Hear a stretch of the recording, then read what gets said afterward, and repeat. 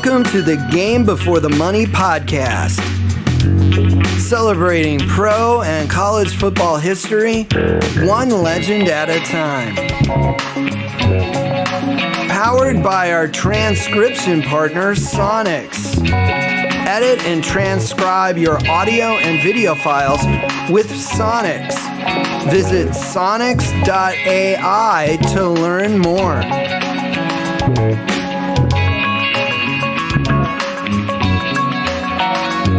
Hi, everyone. Welcome to the Game Before the Money podcast. I'm your host, Jackson Michael, author of The Game Before the Money, Voices of the Men Who Built the NFL, published by the University of Nebraska Press. That book is available on their website, as well as Amazon and Barnes & Noble. I also wrote and directed We Were the Oilers, the Love You Blue era. That DVD is also available on Amazon. And I have a new audiobook about the Love You Blue era Oilers called Red, White, and Columbia Blue, Chasing the Dream with the 1979 Houston Oilers. It's a game-by-game account of the 1979 Oilers who made the AFC Championship game for the second year in a row. Also includes stories with a lot of Oiler greats. And you can find that at houston79.com. Again, that's houston79.com. But right now, we've got another very special episode of the Game Before the Money podcast as we sit down with Hall of Fame coach Marv Levy. He's a great man, a real football fan, and I'm very thankful he allotted me some time to chat with him about his exceptional knowledge of the game and its history. If you're any kind of a football fan, and especially a fan of its history, you're going to thoroughly enjoy the stories you'll hear Coach Levy share with us. Most of you likely associate Marv Levy with coaching the Buffalo Bills to 4 straight Super Bowls. Those 4 straight AFC championships are a huge part of his legacy, but his coaching history includes a lot of fantastic moments with other future college and NFL coaching legends dating back all the way to the late 1950s and early 1960s. Coach Levy was born in 1925 and grew up in Chicago. I naturally asked him how closely he followed the NFL Chicago Bears as a youngster. While I was growing up, very closely. I think I could name their starting lineup from 1939 better than I can name one from this year. That 1939 Chicago Bears team, of course, was coached by George Halas.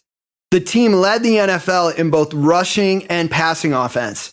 And that 1939 Bears team featured a line powered by Hall of Famer Joe Stidehar, who later coached the 1951 LA Rams to an NFL title. The Bears had 3 losses in 1939 and didn't make the NFL Championship game, but young Marv Levy cheered the Bears on to winning 3 of the next 4 NFL championships, including the 1940 NFL Championship that the Bears won 73-0 over Sammy Baugh and the Washington Redskins. Listened to it on the radio. It was great, and of course Sid Luckman was the great star of that game. And about 10 years later, when I was in college on summer vacation, I worked in a boys' camp up in northern Wisconsin, and Sid's son was in my cabin. And I got to know him and maintained contact with him over many years that followed. In 1943, Coach Levy graduated high school right in the middle of World War II. He and over 20 of his high school classmates enlisted in the Army Air Corps. After the war ended, Coach Levy turned his sights towards college. He excelled in 3 sports during his college athletic career, but put academics first. He shares with us his college experience. I was recruited to play football at the U of Wyoming and did go out there, but there wasn't a second left for study, and I wanted to go to college. It was all football every second. And I had a high school teammate of mine that was at Co. I never had heard of it previous. Come here, you'll love it. You'll get an education. You'll participate. So actually, I did play varsity football. You had to play both ways then, halfback and defensive back. I ran track, 100, 220-yard dashes, and my senior year, when they kicked a bunch of guys off the basketball team for breaking the rules, I was playing intramural basketball, but the coach came after me, and I got a basketball letter that year, too. Coe College, spelled C-O-E, is a liberal arts college located in Cedar Rapids, Iowa. Coe's football coach at the time was a man named Dick Clausen, who played football and baseball for the Iowa Hawkeyes in the 1930s. Levy graduated Coe and enrolled in Harvard Law School. Before Levy left for Harvard, Coach Clausen presented Levy with a standing invitation. Coach Levy fills us in on what happened. I was heading off to Harvard Law School, and my college football coach, a wonderful man, great influence in my life, named Dick Clausen, said, "Marv, if you ever want to coach, you got a job here." Well, I was at law school at Harvard about 3 weeks. I said, I want to coach. And they let me transfer over to the Grad School of Arts and Science, and I got a master's degree, coached 2 years at a prep school in St. Louis, and then there was an opening on the staff at Coe, and I came back there, and that began my college and on beyond career. Dick Clausen had brought me back. Clausen moved up the coaching ranks and took Levy along for the ride. Levy then found himself moving into a head coaching role. At Coe, we went undefeated. Dick Clausen was picked as the small college coach of the year, was offered the head job at New Mexico, and the whole staff, including me, went with him. 2 years later, he left to become the athletic director at the University of Arizona, and they promoted me to head coach at New Mexico. Levy became head coach at New Mexico in 1958. While still an assistant, he recruited Don Perkins, an excellent all-around player who would earn 6 Pro Bowl nods as a member of Tom Landry's Dallas Cowboys in the 1960s. Levy tells us about Don Perkins. He's one of the greatest all-around players that's ever played the game. He led the nation. You had to play 2 ways, in rushing, kickoff returns, and interceptions in his senior year in college. And I don't know if I've ever seen a better all-around football player. That went together with high character. Everything about the guy was so admirable. Back then, New Mexico was a member of the Skyline Conference. The University of Wyoming was also a member of the Skyline Conference, and their team featured Bob Devaney as head coach. Those of you who are regular listeners to the podcast, you heard a lot about Bob Devaney and his stellar career at the University of Nebraska in the Tom Osborne Part 1 episode of the Game Before the Money podcast. Indeed, at the time when Devaney and Levy were coaching in the Skyline Conference, Devaney was destined for later greatness at Nebraska and would win 2 national championships as head coach of the Cornhuskers. But it turns out that before Devaney accepted the job at Nebraska, the University of California also offered him a head coaching position. Devaney, of course, chose Nebraska, but he didn't leave Cal out in the cold, however. He recommended his Skyline Conference counterpart, Marv Levy. In 1960, Marv Levy became head coach of the University of California after 2 years of guiding New Mexico to identical 7-3 records. They offered the head job to the coach at Wyoming, Bob Devaney, at California, but Bob was also offered the same head job at Nebraska, and he thought he had a better chance of winning there. He was right, but he said, you ought to look at that coach at New Mexico.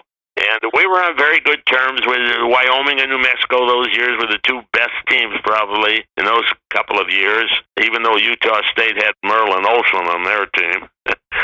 Yeah, and Bob and I were on good terms, and he, unbeknownst to me, he recommended me, and I'm very complimented and grateful. Coach Levy and Coach Devaney, 2 coaching legends crossing paths in history. Turns out they're not the only 2 coaching legends involved with the story of Cal hiring Coach Levy. Levy heard of a high school coach in California and decided to interview him for his staff. I'll leave it up to Coach Levy to tell you the full story. One guy I did hire on my staff, you're right, was a high school football coach out of Fremont High School that I'd heard great things about, interviewed, and liked, was Bill Walsh. Bright as can be. He had very advanced ideas of what to do in the passing game and so on. He was a very personable guy, very likable. Bill Walsh, of course, later gained fame as the father of the West Coast offense and created a dynasty as head coach of the San Francisco 49ers during the 1980s. While at Cal, Coach Levy also recruited a future NFL quarterback who would start in 2 Super Bowls, Craig Morton. Yeah, well, Craig Morton was from, I can't remember the exact high school down near San Jose, and was an outstanding high school quarterback. We went after him, and he was a good academic guy, good academic mind, and Cal appealed to him. He came there, and of course, he was an All-American quarterback and later drafted high. Those Cal teams didn't end up winning as much as other teams Levy coached. In terms of football history, however, it's pretty incredible to think about.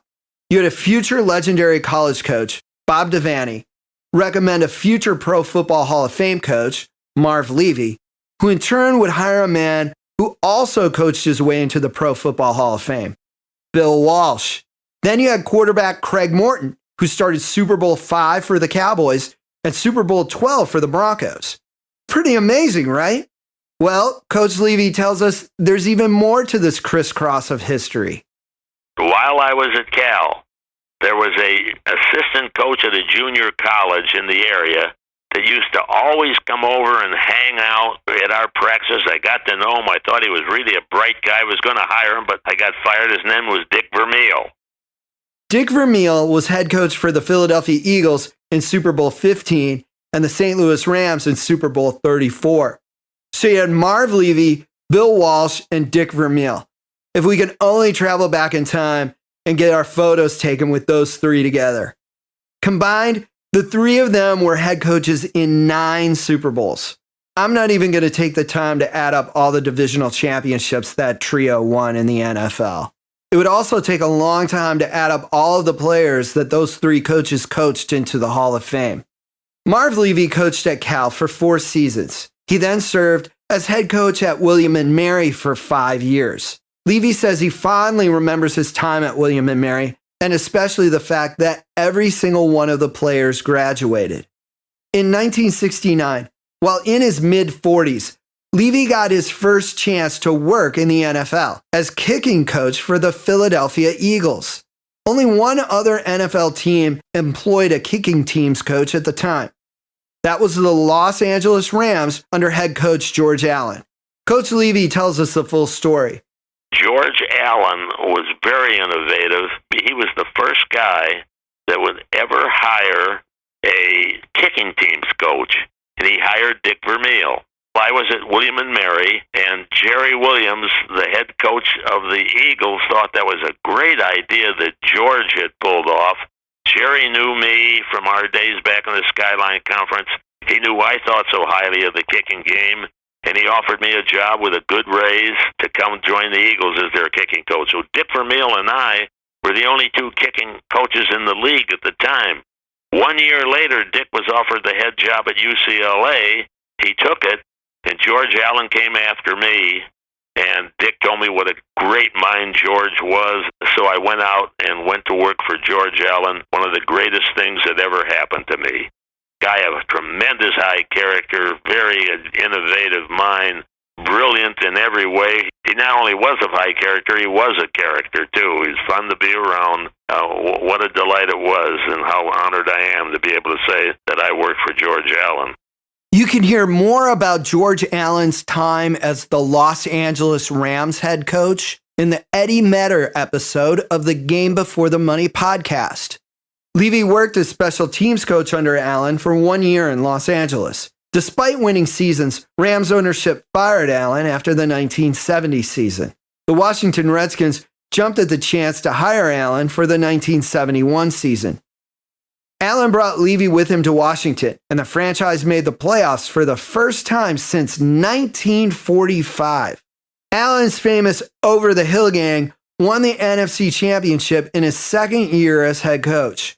You can hear more about that team, as well as the Buffalo Bills' back-to-back AFL championships in the 1960s, in the Ron McDole episode of the Game Before the Money podcast. George Allen's Washington Redskins took on the previously unbeaten Miami Dolphins in Super Bowl VII, with Marv Levy still working as special teams coach. Levy spotted a weakness in the way the Dolphins' long snapper snapped the ball. He looked to exploit it early in the game. When he got ready to snap a ball for a punt or a field goal, he didn't just send it back. He sort of lifted it up for a split second and then did it. Well, I trained one of our guys along the way. When he lifts that ball up, I thought that was the beginning of the snap. Flick it, and the ball would come out. And the first time he did it, we did that. The ball dribbled around. We recovered on their 8-yard line or something, the undefeated Dolphins. The officials threw a flag at us for interfering with the snap. Well, that was it. Levy's special teams crew created havoc in the fourth quarter with one of the most memorable plays in Super Bowl history.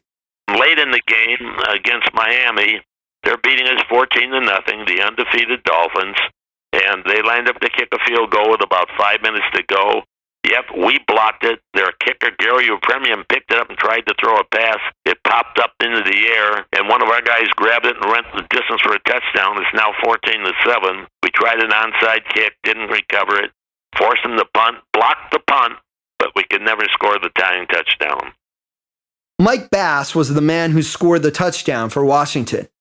The 1972 Redskins defense, known as the Over-the-Hill Gang, grabbed a lot of the headlines, but Coach Levy points out that special teams play contributed greatly to the team's success. During that year with the Redskins, you'll never match the statistics we had and the great special teams players that George let me keep aboard on that team. We blocked 18 kicks during the course of that season. We held our opponents for the season to a total of 48 yards in punt returns. They averaged starting point after our kickoffs inside their own 20-yard line. But again, the emphasis was on our special teams. No one else was doing it. The Canadian Football League's Montreal Alouettes offered Levy a head coaching position for the 1973 season. Coach Levy led the Alouettes to 2 Grey Cup championships, the CFL's equivalent to the NFL's Super Bowl. Multiple NFL teams dialed Coach Levy's number after the second Grey Cup championship. I was offered a job with the then St. Louis Cardinals, back with the Redskins, but George left. He had traded away all their draft choices. And with the Kansas City Chiefs, I finally agonized back and forth and accepted the offer from the Chiefs. Coach Levy tells us he holds Chiefs owner and American Football League founder Lamar Hunt in high regard. He also shares with us an amusing story from his interview with the Chiefs. I think very highly of Lamar Hunt. He was very charity-oriented. He was as honest as they come. He was a tremendously wealthy man and unbelievably frugal. When he brought me in for the interview, I had a bunch of bags, and I said, Mr. Hunt, I'm going to have Porter bring. He said, oh, no, we're not going to spend those bags. I'll go get them. You go with Jack here over there. So Lamar went and lugged my bags around rather than reach into his wallet. Levy coached the Chiefs through the 1982 season. He later coached in the USFL, the United States Football League, for his hometown Chicago Blitz. Most of us, however, know Marv Levy from his stellar run as head coach of the Buffalo Bills. Here's how his tenure started. The Bills languished at 2-7 midway through the 1986 season. Bills owner Ralph Wilson decided the team needed to make a coaching change. Bills general manager Bill Polian knew just the man for the job. Coach Levy gives us the background on how he was hired as head coach of the Buffalo Bills. Way back when I was in Montreal, our director of player personnel hired 3 part-time scouts, and they send their reports in, and I started looking, and finally I said to our personnel director, who's this guy writing these reports? I said, he is keen. I'd like to meet him. And he brought him in. He was some guy that worked for a magazine. His name was Bill Polian. And Bill and I got to know each other. Bill worked his way up the ladder and was a full-time scout with the Buffalo Bills. And when Ralph finally let his general manager go, he promoted Bill to general manager. Bill Polian recommended to Ralph that he hire me. Ralph said, well, the Chiefs fired him. I'm going to call Lamar. He called Lamar. Lamar said, that's the biggest mistake I ever made. And Ralph hired me. The Bills handed Levy the keys to the team's coaching office, and the rest, as they say, is history. Although it wasn't necessarily that easy. The Bills finished 4-12 in 1986. The team showed promise, however, as quarterback Jim Kelly played in his first NFL season after playing in the USFL for the Houston Gamblers. Defensive end Bruce Smith and wide receiver Andre Reed were in their second NFL season.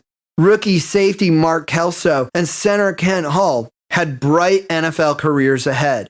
When hired, Coach Levy told the New York Times that he was excited about the great young talent the Bills had, talent he was quite familiar with after working as a commentator on Bills preseason broadcasts. Levy's first real success with the Bills didn't come on the football field, however. It came in the 1987 NFL Draft. The Bills had 2 first-round picks and selected linebacker Shane Conlon and defensive back Nate Odoms. Both would start several years for the Bills and make multiple Pro Bowl rosters. But it was a trade with the Indianapolis Colts that brought an even more important piece to the Bills' defense in that 1987 draft class. Coach Levy tells us how the Bills obtained linebacker Cornelius Bennett. The number 1 player in the draft was picked by the Indianapolis Colts. His name was Cornelius Bennett, but they couldn't come to an agreement. And so during the course of the season, they still never came to an agreement. One day after practice, I walked in the office, and Bill Polian said, "Marv, how'd you like to have Cornelius Bennett?" I said, "Are you kidding? You bet. I knew all about him. I thought he was something unbelievable." He said, "Well, we can trade for him." I said, "What do we have to give?" He said, "Next year and the year after's first-round draft choices." I said, "Are you crazy? We shouldn't do that." We talked till 3 in the morning. Finally, I was so exhausted. "All right, Bill, go ahead." Cornelius came in 1 week of practice. He wasn't really ready to play a lot, but we put him in the game against Denver Broncos in the middle of the second quarter. First play he's in there, wham, he sacks John Elway. The Bills finished 7-8 in 1987, a 15-game season cut short by a player's strike. Coach Levy's Bills were on their way, but they still needed an outstanding running back. And after the Cornelius Bennett trade, Buffalo did not have a first-round pick in the 1988 draft. The team crossed their fingers for round 2. As it ended up, the Bills couldn't have done better even if they owned the top pick in the draft. Coach Levy tells us, however, the Bills were at first reluctant to take future Hall of Famer Thurman Thomas with a 40th overall pick in the 1988 NFL Draft. Thurman Thomas on the board is a good running back, but we had him red-starred, which means don't pick an injury problem. He had a bad torn-up knee. He couldn't finish his previous season. 6 running backs went off the draft board in the first round. And now we're in the second round. We finally get our pick. And Elijah Pitts, our running back, goes, "Marv, we need this guy Thurman. I've seen him play. I've never seen anyone like him. Da-da-da-da-da." We went on and on. I called their head coach. "How about him? What's his knee?" He said, "His knee's healed, I'm telling you." I said, "All right, go ahead, take him." He gained more yards in his career than the other 6 running backs combined. A lot of you football history majors probably recognize the name Elijah Pitts, a solid player who scored 2 touchdowns in Super Bowl I. Coach Levy notes that having great people around you is key to a winning organization. Elijah was a running back's coach, great player, had been with the renowned Green Bay Packer teams of Paul Hornung and company. That was a great recommendation by Elijah. Sometimes it's the people that are working with you that make a lot of things happen. The Bill Polians and Elijah Pittses and Ted Marchabrodas and so on. The Bills made it all the way to the AFC Championship in Thurman Thomas's rookie year of 1988. Buffalo made the playoffs again in 1989. They played Cleveland in the wild card round, and the Browns had a good-sized lead going into the fourth quarter. Levy turned to his offensive coordinator Ted Marchabroda and offensive line coach Tom Bresnahan with an idea. I just said to Ted, our offensive coordinator, and to Bresnahan, I said, "We're not going to wait till the end of the game to go to our 2-minute drill. Let's go to our 2-minute drill right now." They said, "Of course." And we marched down the field. Jim Kelly's our quarterback, engineering it. We scored. We get the ball back, marched down the field, and with about 3 minutes to go, we scored again. Now we're down by 4. Somehow we made them punt with 1 minute and 30 seconds to go. We marched down the field again using our no-huddle, get down about their 10-yard line, and Ronnie Harmon on a 4th down tries to look down to be sure his feet are in bounds in the end zone. Couldn't hang on to it, so we lost the game. We were eliminated.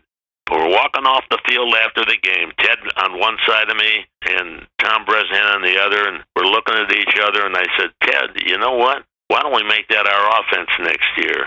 And he said to me, I was just going to say that to you. Tom Bresnan on the other side said, so was I. So the next year was our no-huddle offense. The Bills' offense exploded in 1990, fueled by the no-huddle offense, sometimes referred to as the K-gun offense. While it's easy to think the K-gun name started because of Bills quarterback Jim Kelly, legend has it that it was actually named for tight end Keith McKellar. In 1990, the Bills' hurry-up offense left many NFL defenses on their heels and put a lot of points on the scoreboard. With Jim Kelly, of course, great engineer of it, his fantastic backup quarterback Frank Reich, and the most unbelievable center you can ever imagine in Kent Hull, who relayed our line blocking schemes in the wink of an eye on every play, and then blocked some 300-pound nose tackle across from him. During the regular season, there were 9 quarters that the Bills scored at least 14 points. They scored at least 20 points in a quarter 5 times. In December, they faced the eventual NFC champions, the New York Giants, on the road. Buffalo kicker Scott Norwood hit a key field goal early in the fourth quarter to give the Bills a 4-point lead. The Giants got inside the Bills' 30-yard line 3 times in the fourth quarter, but couldn't muster the game-winning touchdown. Buffalo won the game by 4 points, despite the Giants' lopsided advantage in time of possession, which was almost 2-1. The Giants also gained nearly 100 more rushing yards than the Bills that day. The game proved costly for both teams, as both starting quarterbacks, Jim Kelly and Phil Simms, missed the rest of the regular season. Giants starting quarterback Phil Simms also missed the playoffs. Buffalo entered the postseason with a 13-3 record and held home field advantage in the AFC playoffs. Quarterback Jim Kelly returned for the divisional round game against Miami. The Bills' soaring offense scored at least 13 points in 3 of the 4 quarters to rack up 44 points in the win. Jim Kelly threw for well over 300 yards. Andre Reed and James Lofton each notched over 100 yards receiving, and Thurman Thomas recorded over 100 yards rushing. It was yet another example of a Bills victory on the scoreboard despite being bested in the time of possession category. Buffalo hosted the Oakland Raiders for the AFC Championship.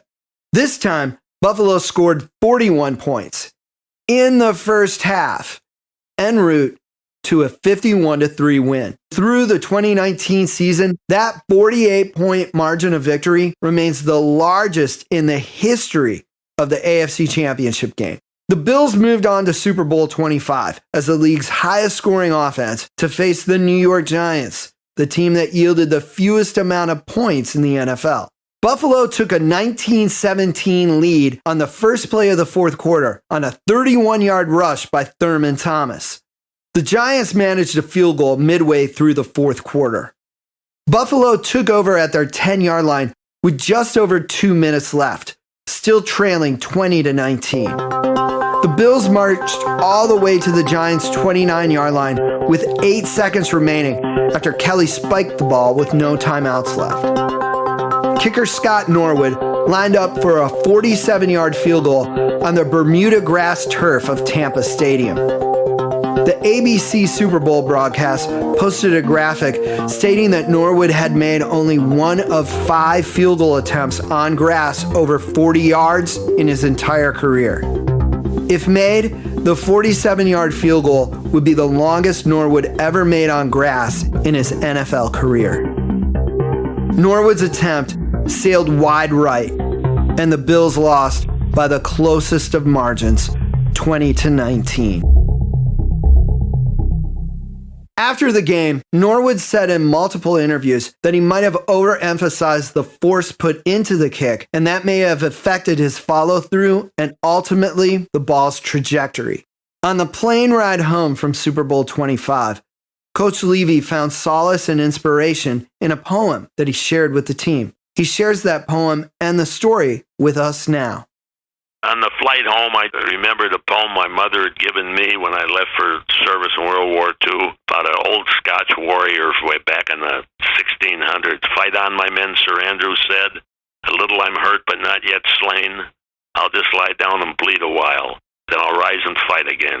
And I posted that on the bulletin board for our final team meeting, and about 8 or 10 of the guys came by and said, Coach, can I have a copy? Can I have a copy? And the next year, when something went wrong, somebody, I don't know who, would post a copy of that up on our bulletin board. Fight again, the 1991 Buffalo Bills certainly did. The team again finished the regular season 13-3 with the top seed in the AFC, despite not having superstar defensive end Bruce Smith for much of the season due to a knee injury. The hurry-up offense electrified the league, and the Bills scored at least 34 points in half of their regular season games. They pasted 37 points on the Kansas City Chiefs in their divisional round playoff win. A rugged game against Denver the next week only yielded 10 points, but it was enough to win an AFC Championship game dominated by defense. In fact, the Bills' lone touchdown came on an interception return by linebacker Carlton Bailey. Marv Levy's Buffalo Bills proved they could win with both offense and defense and made the Super Bowl for the second straight season. Their opponent was the Washington Redskins, who in the regular season outscored their opposition by 261 points, the highest regular season point differential in NFL history at the time. Of course, statistics like that don't matter on Super Bowl Sunday, and the two teams fought to a scoreless tie in the first quarter. Buffalo's dreams of victory met dimmed light, however, as the Redskins peppered the scoreboard with 17 second quarter points that went unanswered. Levy's Bills then found themselves drowning in a 24-0 third quarter deficit. Being down by that many points forced Buffalo to pass, and they weren't able to use NFL regular season MVP Thurman Thomas as the rushing threat that they had hoped to. As a result, he gathered only 13 yards rushing the entire game. The Bills scored 2 fourth quarter touchdowns, but it wasn't enough. Buffalo left its second straight Super Bowl empty-handed. The New York Times quoted Coach Levy as saying this loss hurt more than the previous year. Winning back-to-back AFC championships left the Bills with a target on their back. Buffalo finished 11-5 the next year. In the final week of the regular season, the Miami Dolphins beat New England in overtime, and the Bills got trounced 27-3 at the Houston Astrodome by the Houston Oilers. The scenario gave the Dolphins the AFC East title. The Bills, however, earned a home wildcard game against the Houston Oilers, forcing the teams to face each other twice in a row. Jim Kelly suffered a strained knee ligament in the regular season finale at Houston, and Frank Reich would start the wildcard game. The wildcard matchup against the Oilers started out disastrously for the Bills. The Oilers, in their 6th consecutive postseason, rang the scoreboard's bell early and often. In the first half, Houston quarterback Warren Moon threw 4 touchdown passes, utilizing 4 different receivers. Thurman Thomas left the game early with an injury. Things looked ugly for the Bills after the first 30 minutes. At halftime, we're losing 28-3. You don't tell them much at halftime. You got 15 minutes at halftime. It takes 3 minutes to get off the field. They got to go to the washroom, adjust their tape, get in the training room. Takes another 3 to get back out. You got about 2 minutes, 3 minutes to make any adjustments. There weren't many adjustments we could make. I just knew that we had to stay in our no huddle and we never give up. Coach Levy returned for the second half with offensive assistant Jim Schaffner. Jim Schaffner was there. We're walking back out. Jim said, Marv, we're only down by 25 points. The greatest comeback was 28 points. 28 points indeed was the NFL record for a comeback at the time. Joe Montana led the San Francisco 49ers to victory in 1980 after trailing New Orleans by 28. At the time, the largest comeback in the NFL playoffs was 20 points, held by the 1957 Detroit Lions, who topped the San Francisco 49ers after trailing 27-7 in the third quarter. So, if you're an optimist, and I mean a real optimist like Jim Schaffner and Marv Levy, you might think the Bills have at least a chance down 28-3, right? Especially if you remember that Frank Reich, subbing as the Bills quarterback for the injured Jim Kelly, held the college football record for a comeback, leading his Maryland Terrapins back to victory after a 31-0 deficit against the University of Miami. First series of the second half, Frank threw a touchdown pass. But it wasn't us. It was one of their defensive backs. Intercepted it and went all the way. Now we're down So now it's a 32-point deficit, 1 point more than Reich's college record. In the next 6 minutes and 58 seconds, we scored 4 touchdowns. And the chapter I wrote in the book on that one is 4 scores and 7 minutes ago. Coach Levy's 4 scores and 7 minutes ago remark is from his book, Where Else Would You Rather Be? It's a must-read for Bills fans. We'll talk more about Marv Levy's writing later in the podcast. The Bills' first touchdown came on a 1-yard run by Kenneth Davis to make it 35-10.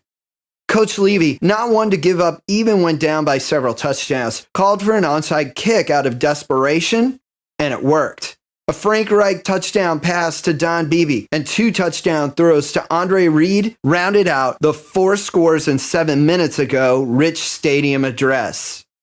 By the end of the third quarter, the Bills were down by 4. 4 points, not 4 touchdowns. Reich hit Reed for an early fourth quarter touchdown, and by golly, the Bills had a 3-point lead after once trailing by 32 points. The Oilers tied the game to force overtime, but the Bills' Nate Odoms landed an interception, and Buffalo's Steve Christie followed with the game-winning field goal. As of the end of the 2019 season, the 32-point comeback stands as the greatest come-from-behind victory in NFL history, playoffs or otherwise. The Bills needed to win 2 more games on the road to claim a 3rd straight AFC title. Jim Kelly, Thurman Thomas, and Cornelius Bennett all returned from injuries for the divisional playoff at Pittsburgh. After trailing 3-0 in the first quarter at Pittsburgh, the Bills wouldn't fall behind on the scoreboard throughout the rest of the AFC playoffs. Buffalo coasted to a 24-3 win over the Steelers and controlled a 29-10 win over the Miami Dolphins in the AFC Championship. The Bills faced the Dallas Cowboys in Super Bowl 27. The Cowboys were the youngest team in the NFL at the time and featured Troy Aikman, Emmitt Smith, and Michael Irvin. Things started out well for the Bills that day, and Buffalo jumped out to a 7-0 lead in the first 5 minutes. Near the end of the first quarter, however, the Cowboys scored 2 touchdowns less than a minute apart and took a 14-7 lead in lightning-quick fashion. Near the end of the second quarter, the Cowboys scored 2 touchdowns within 15 seconds of each other and led 28-10. By that time, Jim Kelly had left the game with an injury. Frank Reich pulled the Bills to within 14 at the end of the third quarter, but the Cowboys exploded again and scored 3 touchdowns within a 3-minute span. The final was 52-17. The Bills committed 9 turnovers. The Cowboys almost scored another touchdown on a fumble return with about 5 minutes left, but Bills receiver Don Beebe didn't quit.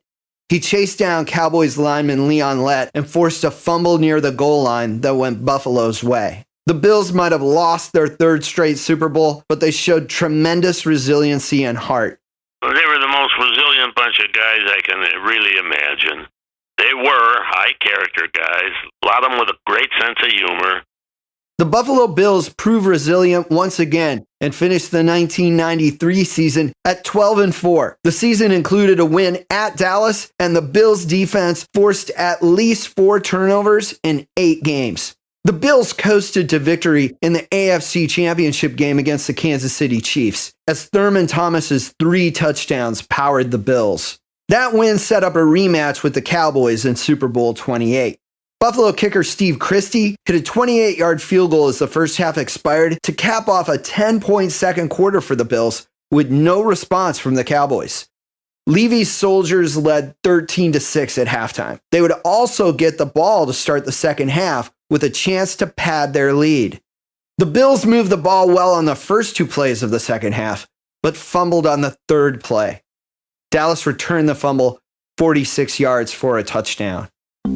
The Cowboys scored another touchdown on their next possession after stopping the Bills cold with a 3-and-out. The Bills' offense wouldn't find the scoreboard for the rest of the game. Dallas won their 2nd straight Super Bowl, and the Bills nursed their wounds for the 4th consecutive year.